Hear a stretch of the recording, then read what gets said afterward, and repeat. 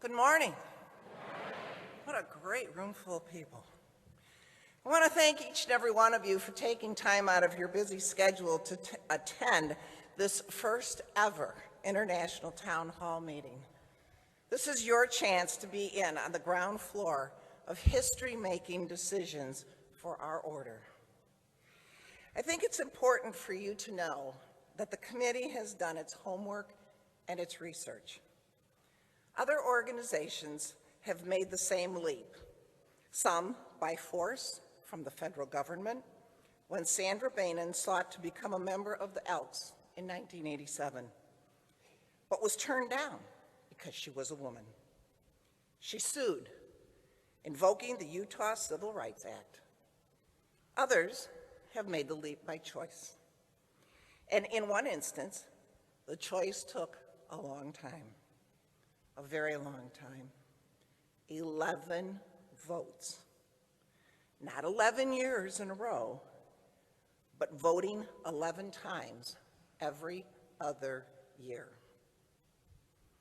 I had the pleasure of overseeing a subcommittee back in 2003, comprised of several staff members at Moose International, regarding a family membership and gender-neutral membership. Committee dialogue and discussions were intense and, on occasion, yes, very heated.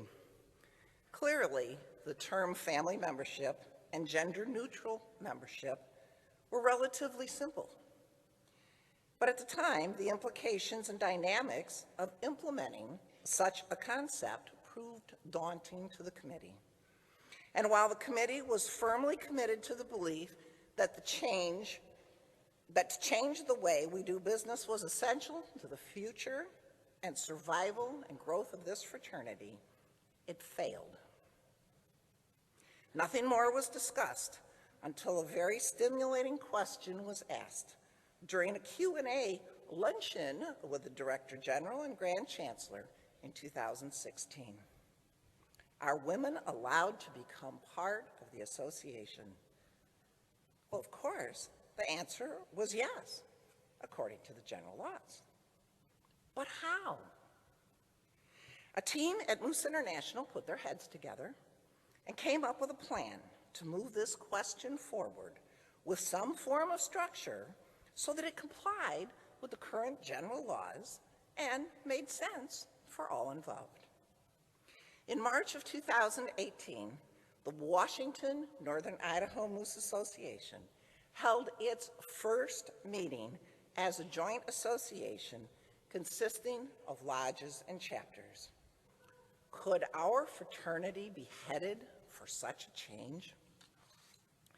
During the 2018 annual conference, the Oregon Moose Association voted unanimously to invite the chapters within the Oregon Moose Association to join them as well. Special chapter meetings were held, and the co-workers voted overwhelmingly to join their association in building their future. But then came the 2019 mid-year conferences, and 31 additional Moose associations across North America chose to invite the women of the Moose chapters to become their partner in the operation of the association. This is history in the making, and the message to embrace change was clear. Then, during the 2019 annual conventions, 4 additional associations invited their co-workers to become part of their association. And it now appears that eventually nearly every one of our 43 associations will be comprised of men and women working together for the same mission, that of caring for others in need. This past September, 2 female district presidents were elected for their second term of office within the Washington Northern Idaho Moose Association, which is comprised of 7 districts.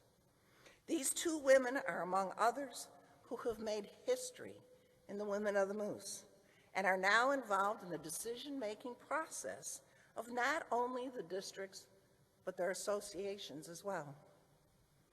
Our Women of the Moose members now have new opportunities to serve as district chairman and officers, in addition to association chairman and officers. This has been uncharted territory for our coworkers since the Women of the Moose was founded back in 1913. Women will now have a say and a vote in when and where association conventions and conferences and events take place. Women will now hold elected offices and have a say and a vote in all association decisions, including how money is raised and how money is spent. Women will now have a vote at district meetings instead of having to sit next to their husband or their significant other and vote on things that are important to everyone, no matter their gender. Men and women will now meet together more often during conventions and conferences to learn more about how we operate our lodges and chapters.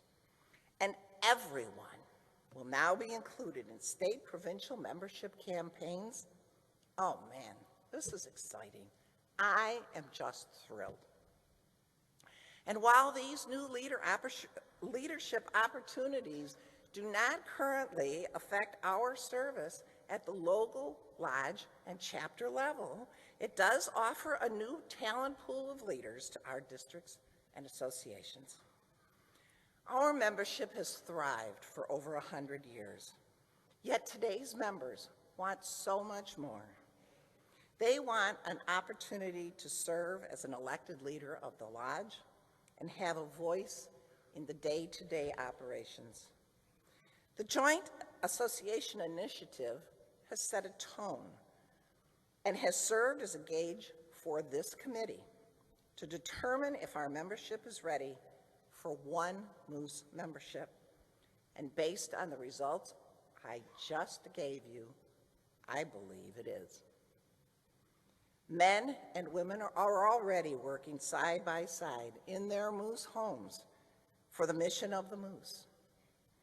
They volunteer together during community service events and celebrate life together. Why shouldn't they be able to serve together on the elected board of the Moose home? As lodges struggle to find qualified leaders to step forward at election time, women should now be able to fill those voids. And while women still represent just 6.6% of all Fortune 500 CEOs, 3 Fortune 500 companies named women CEOs in recent months: Best Buy, Northrop Grumman, and Land O'Lakes.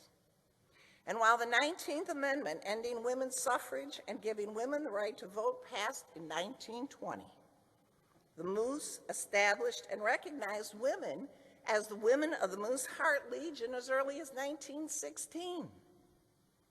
Women's liberation and the feminist movement was socially prevalent in the 1960s. How is it that we still have members and Moose homes that treat women as second-class citizens? We, as an organization, have a responsibility to make the right decision to remain a viable fraternity of service to others in need. We don't have the luxury of becoming one of those organizations where people say, "Oh, I remember them. Didn't they help kids and seniors at one time? I wonder what happened to them." If we turn away from the mission of Moose, we will become obsolete and end up as a book about the good old days on a shelf in a library. Singer Dolly Parton once said, "If you don't like the road you're walking, start paving another one." It's not that we don't like the road we're on, because we know we can do much better. As the membership of our order declines, donations to Moose charities are up. Volunteer efforts and community service donations are up. And we are leading the way in fraternal organizations. For the first time during my tenure as Grand Chancellor, and that's just over 11 years, 622 chapters this past year qualified for the Award of Achievement for the 2019 chapter year. And when I was asked, what do you attribute the success to? I believe our women now feel more empowered, that they now know that they will have a voice in this organization and an equal vote someday. Yes, brothers and coworkers, we have thrived for over a century as separate organizations, but eventually everything has to adapt to its environment.